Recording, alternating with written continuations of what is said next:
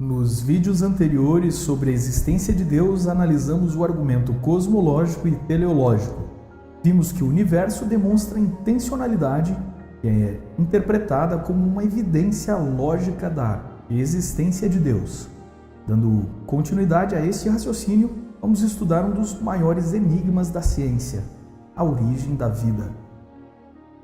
Uma vez que produzir seres vivos do nada ou ressuscitar seres mortos está fora do alcance da ciência, o chamado dom da vida é atribuído ainda por muitas pessoas modernas a Deus. Veremos como a origem da vida se sai no campo das evidências para Deus, mas deixemos fora o debate sobre o darwinismo e a diversificação das espécies. Curta, compartilhe, se inscreva e acione o sino de notificações para receber este ou outros vídeos sobre Deus, ciência, filosofia e outros assuntos.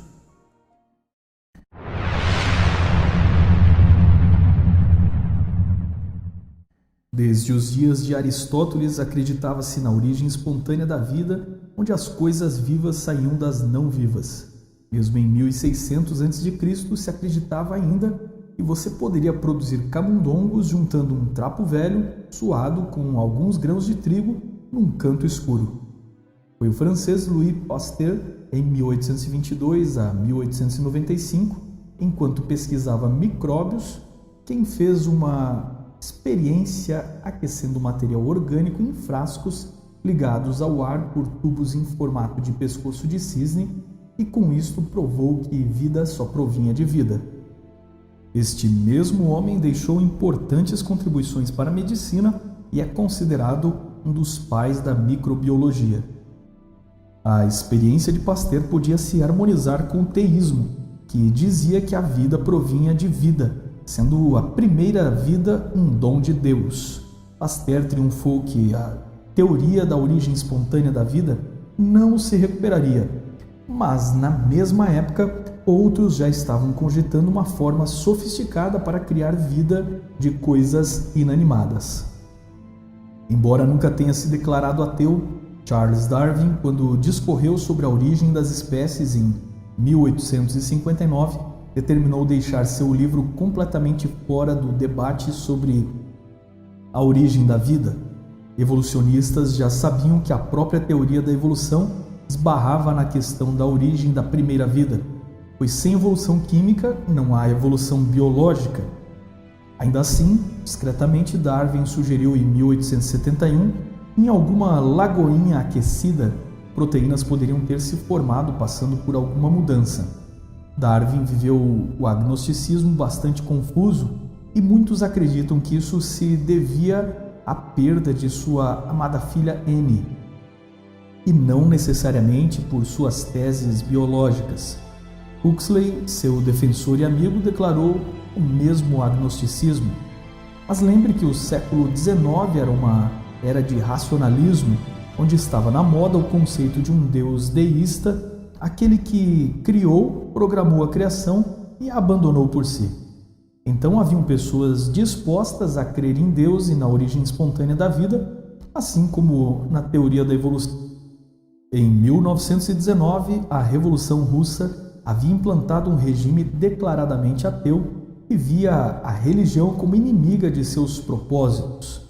Foi neste contexto filosófico que o russo Alexander Oparin, em 1924, pretendia explicar como a vida poderia surgir de coisas não vivas, contrariando a tese de Pasteur.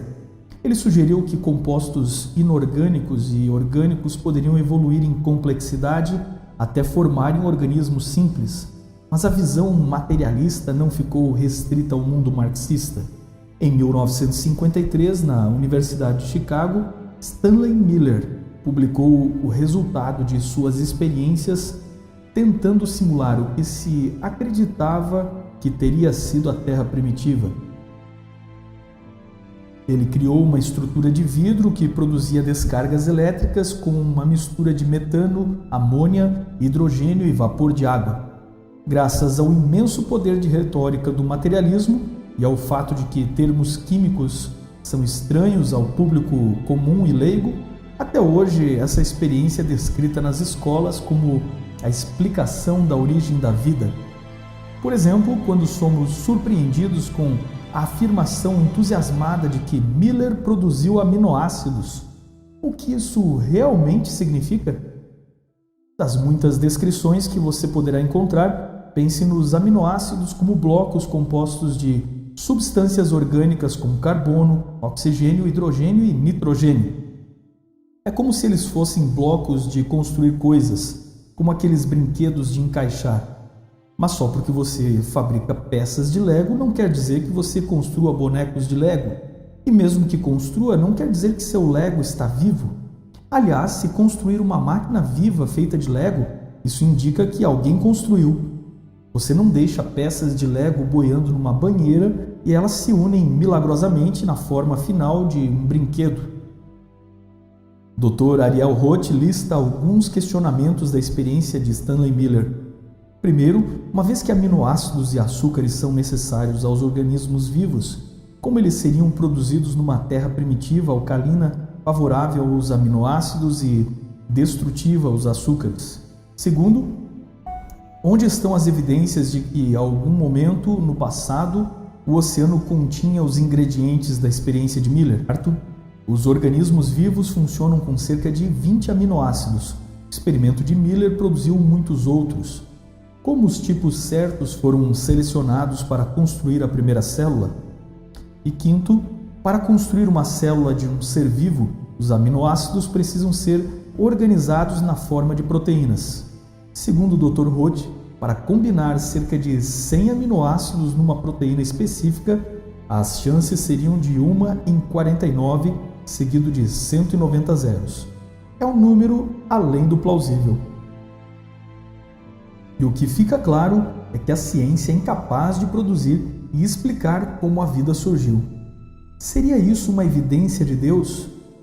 Esse não seria um Deus das lacunas que estamos invocando para explicar o que no futuro a ciência vai desvendar? Os desdobramentos destas perguntas são interessantes.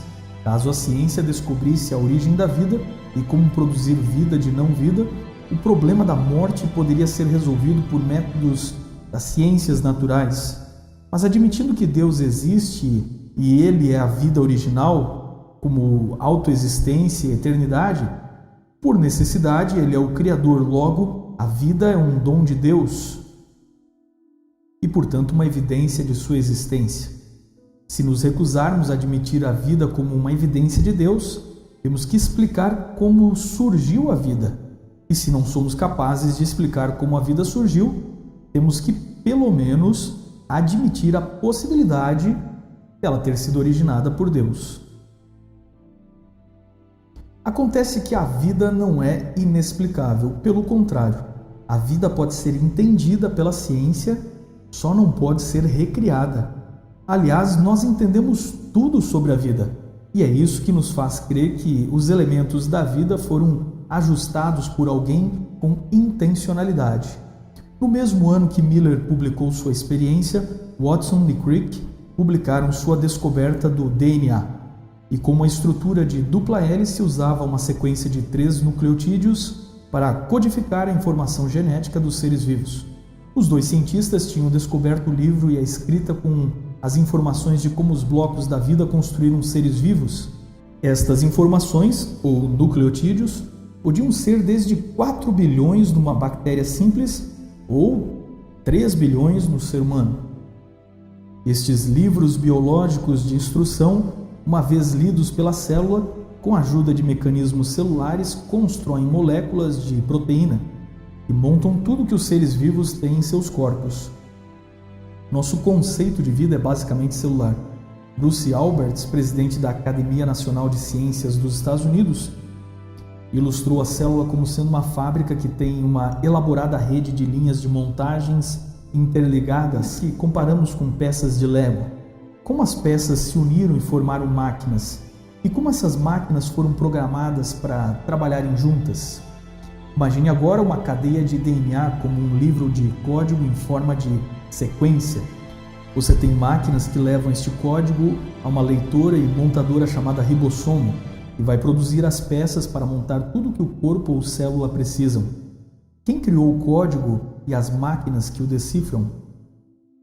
Pense na proteína cinesina, que se comporta como um robô de carga, movendo cargas importantes para a célula sobre andaimes de proteína que se montam sozinhos. Isso é nanotecnologia biomolecular. E quem criou estas máquinas nas células dos seres vivos?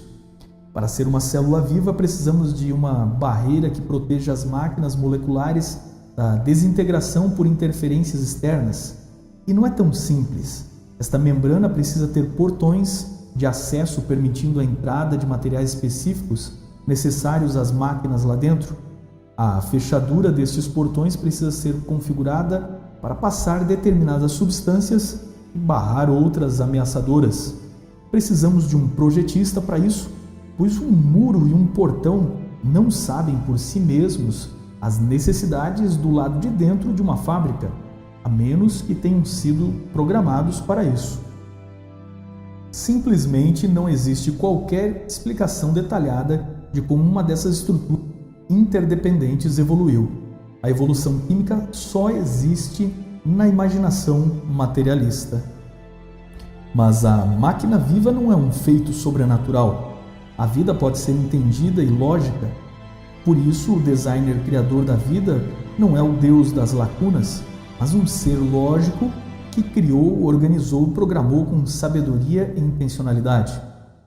Francis Crick, biólogo que, junto com James Watson, descobriu o DNA, dizia que, abre aspas, cada vez que escrevo um artigo sobre a origem da vida, juro que jamais escreverei outro, porque a especulação em demasia baseada em pouquíssimos fatos, fecha aspas. Devemos levar em conta que este ganhador do Nobel de Fisiologia em 1962, tão frustrado com o modelo da evolução da primeira vida na Terra, chegou a declarar que a vida poderia ter começado quando seres extraterrestres vindos em naves enviaram esporos para semear a vida nesse planeta. Aliás, a vida vinda do espaço por meteoros ou alienígenas é uma proposta muito conhecida, mas que na verdade indica duas coisas. A primeira, é óbvio que a idade da Terra, suas condições iniciais, tais como entendidas pelos cientistas, seriam insuficientes em sua própria teoria para produzir vida no tempo certo. Segundo, ao jogar a origem da vida para algum lugar no cosmos, o problema da origem da vida não é resolvido, só é adiado e muda-se o local de debate, ou seja, nós continuamos sem respostas naturalistas sobre como surgiu a vida. A experiência de Miller tem estado tão insatisfatória para explicar a origem da vida e a teoria da panspermia espacial é tão vazia de respostas que atualmente tem se popularizado outra possibilidade. A vida teria surgido em chaminés oceânicas, mas apesar de encontrarmos vida nesses lugares, desconhecemos como algumas moléculas sobreviveram ao intenso calor e outras condições para formar a primeira célula. Mesmo assim, por que os laboratórios de bioquímica não simulam tais condições e criam vida? Seu fracasso é a vitória de Pasteur e a lembrança de que vida deve provir de vida.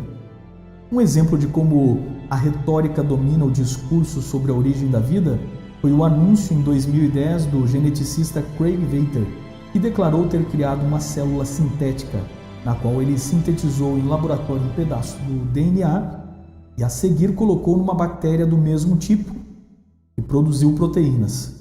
O feito foi alardeado, mas o que ele fez foi mais ou menos como um transplante de um órgão que já existe. Logo, os cientistas do mundo inteiro advertiram que ele não criou vida, apenas a imitou. Baseado na experiência de Venter, podemos concluir que foi preciso inteligência, tecnologia e muitos anos de trabalho dirigido de forma intencional só para copiar uma parte do conceito de vida. Imagine então, para criar vida do zero, quanta intencionalidade não seria necessária. Darwin foi um leitor do livro Teologia Natural, do filósofo e teólogo William Paley, 1743 a 1805, que argumentava que os seres vivos são como um relógio que você encontra na floresta. Se você encontra uma pedra, supõe causas naturais, mas se encontra um relógio, é porque existe um relojoeiro. Nem Paley nem Darwin tinham ideia do que havia dentro de uma célula. Jacques Monod, ganhador do Prêmio Nobel, explica que o ser vivo mais simples que temos é uma célula bacteriana, e ainda assim ela é igual a todas as outras células de outros seres, com o mesmo sistema de código genético e mecanismos de tradução. Por isso dissemos que não existe vida simples. Ou seja, entre os seres vivos não há nada de primitivo ou vestígios primitivos na estrutura celular. Tudo é muito complexo. Darwin havia deixado claro em seu livro A Origem das Espécies que, abre aspas, se fosse possível demonstrar a existência de algum órgão complexo que não pudesse ter sido formado por numerosas, sucessivas, ligeiras modificações, minha teoria sucumbiria por inteiro. Com o tempo formou-se um movimento criacionista que resistiu ao darwinismo, apesar de segregado no mundo científico. Muitos argumentos ao estilo de Paley foram superados, mas os seres vivos continuaram a ser vistos como máquinas vivas, como relógios que necessitavam de um relojoeiro. E a grande verdade científica da seleção natural realmente explicou como muitos tipos de relógios são selecionados e se produzem relógios melhores, mas nunca explicou como relógios são feitos. A vida continua sendo um relógio de Paley e continuamos deduzindo que existe um relojoeiro. Michael Berry, um professor de bioquímica da Universidade na Pensilvânia, não é criacionista, acredita na diversificação das espécies por modificação darwiniana, não busca explicações milagrosas, acredita no método científico e questionou como sistemas irredutivelmente complexos podiam ser explicados a não ser por design, seja o designer de Deus ou outra forma de inteligência superior. Seu famoso livro A Caixa Preta de Darwin descreve vários exemplos de engenharia a nível molecular nos seres vivos. Michael Berry critica os erros inocentes dos exemplos de design inteligente do Reverendo Paley. Mas, ao avaliar a força de seu argumento sobre o relógio e relojoeiro, questiona o seu leitor, abre aspas, quem rebateu o seu argumento? Fecha aspas. A conclusão deste bioquímico, depois de discorrer seus exemplos e refutar questionamentos, é de que a bioquímica demonstra que há evidências suficientes de que a vida foi planejada de maneira consciente e inteligente. Quem chama o movimento do design inteligente de criacionismo realmente não conhece nenhum dos dois. Berry é um cristão que acredita que Deus engenhou a bioquímica da vida e deixou a evolução seguir seu curso, mas ele foi duramente criticado, mesmo por darwinistas que acreditam em Deus.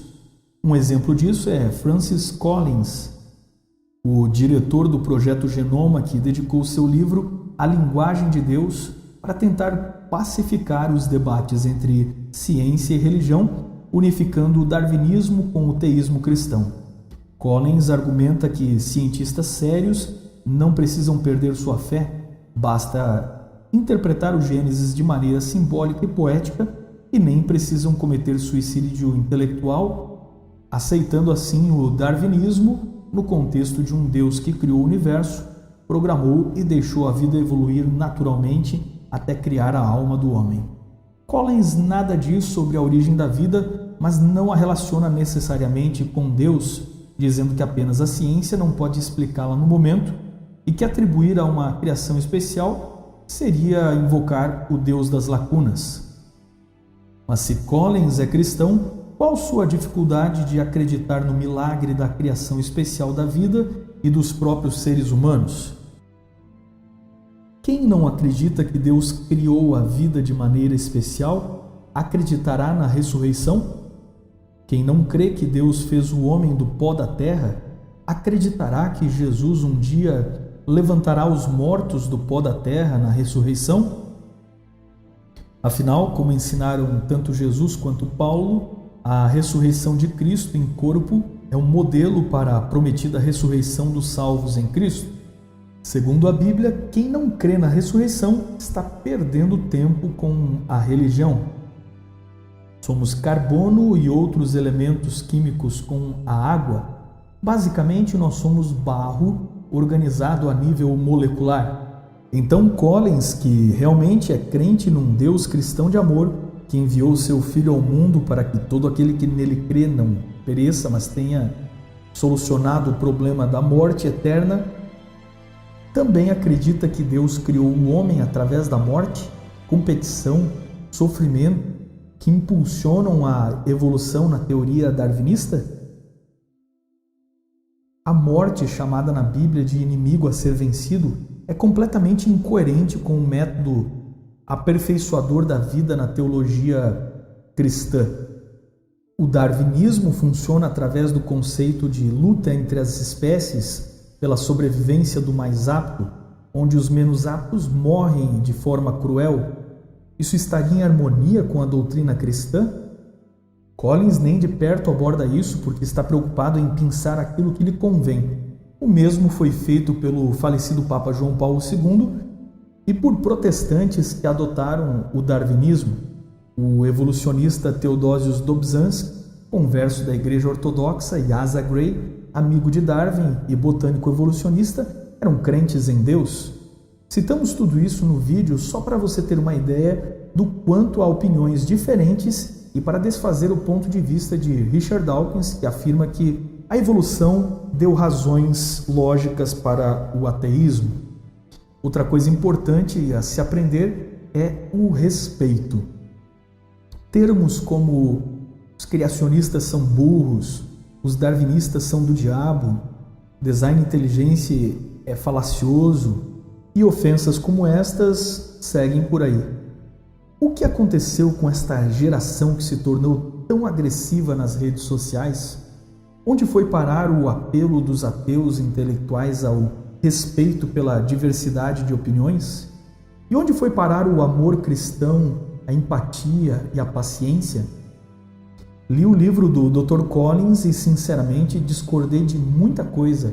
Ele realmente ignora que a diferença entre criacionistas e evolucionistas está na forma de interpretar os dados e não no método científico. Ele fala de teologia, mas ignora como se faz um estudo teológico.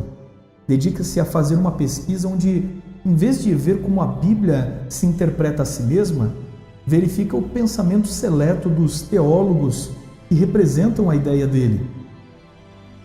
De forma que discordo de muito do livro, mas também sou obrigado a reconhecer vários momentos de genialidade e de um homem espetacular usado por Deus. Como posso negar a incrível experiência do Dr. Collins? Ele cresceu numa família secularizada, tornou-se agnóstico na juventude, até que finalmente abraçou o ateísmo.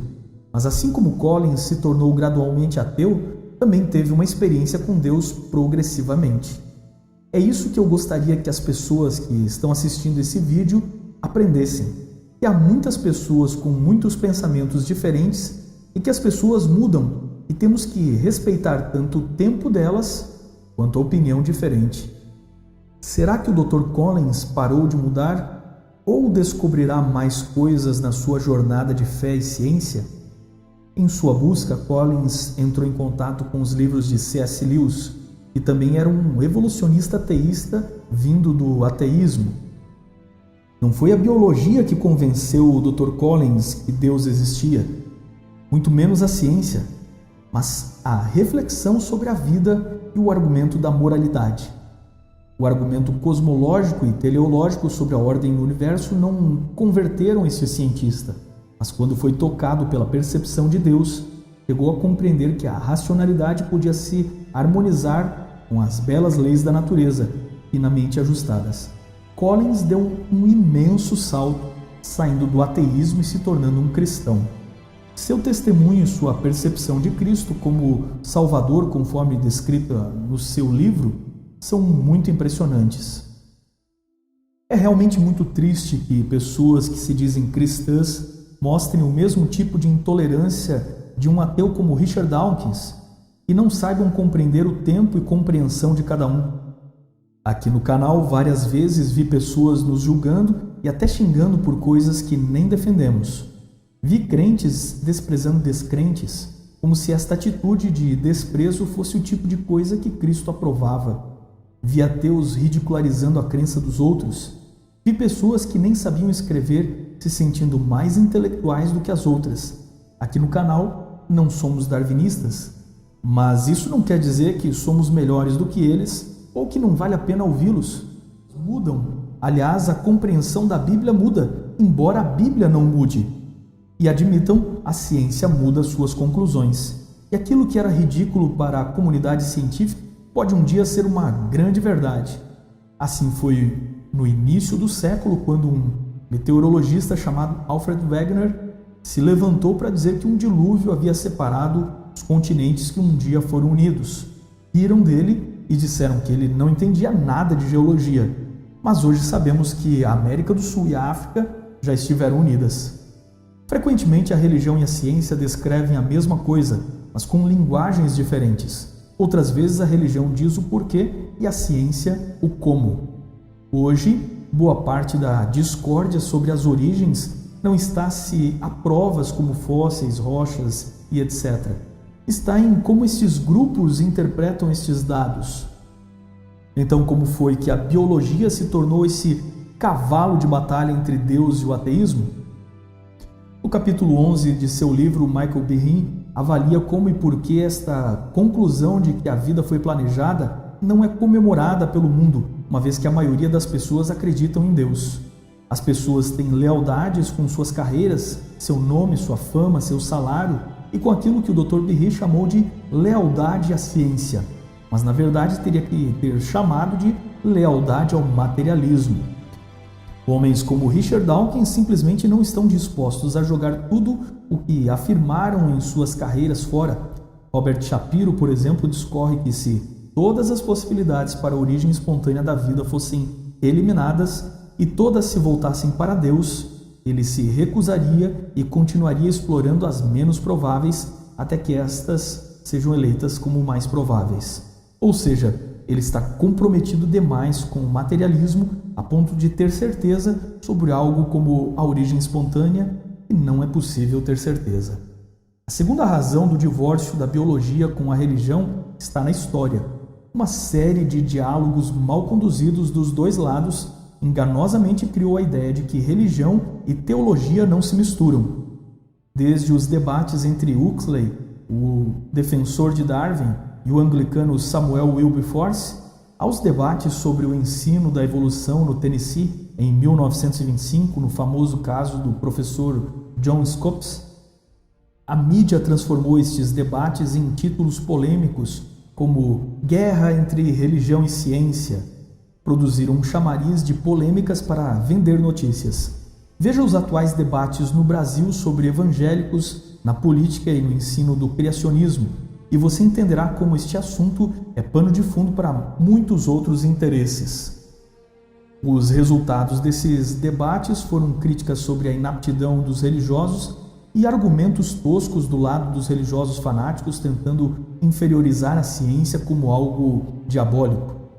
Esta questão migrou para o debate público e quando se infiltraram na forma de políticas, processos judiciais, debates sobre liberdade religiosa, separação de igreja e Estado, as tensões evoluíram para emoções fortes que evocaram lembranças de cientistas condenados como Copérnico e Galileu.